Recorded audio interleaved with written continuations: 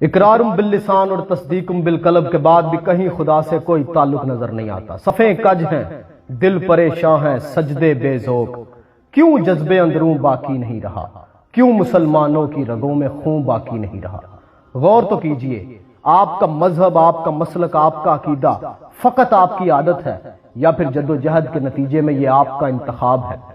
99% لوگوں کے لیے ان کا مذہب، ان کا مسلک، ان کا عقیدہ ان کے آباء و اجداد سے ملی ہوئی ایک وراثت ہے، جیسے میراث میں مل گئی کچھ کو مسند ارشاد۔ آپ سنی بریلوی صرف اس لیے ہیں کیونکہ آپ نے جس گھر میں آنکھ کھولی وہاں آپ نے محفلیں ہوتی ہوئی دیکھیں۔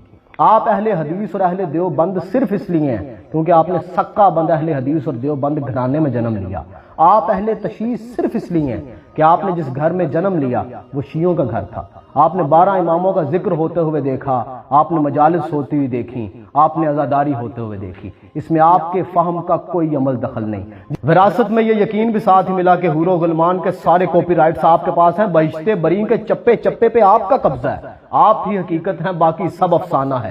ذرا غور تو کریں، زندگی کے سب سے بڑے سوال کو حل کرنے میں آپ نے کتنا وقت دیا ہے کہ خدا ہے کہ محض تصور خدا ہے؟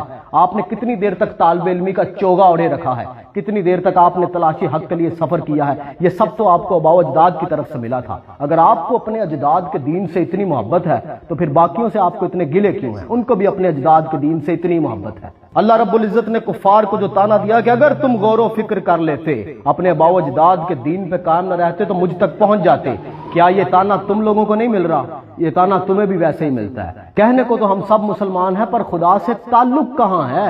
اقرارم باللسان و تصدیقم بالقلب کہنے کے بعد بھی کہیں خدا سے تعلق نظر نہیں آتا۔ اگر یہ سچ ہوتا تو راز کھل گئے ہوتے، ستاروں پہ کمند ہوتی، شراب شوق می نوشم بگرد یار می گردم ہوتا۔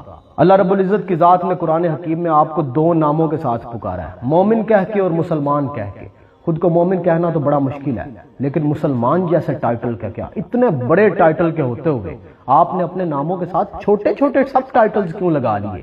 اور اتنے بڑے ٹائٹل کو نظر انداز کر کے سب ٹائٹلز کے اوپر پوری کی پوری دین کی بنیادیں استوار کر لی۔ اتنا بڑا ٹائٹل لگانے میں شرمندگی کیوں اور چھوٹے چھوٹے سے سب ٹائٹلز لگانے میں فخر کیوں؟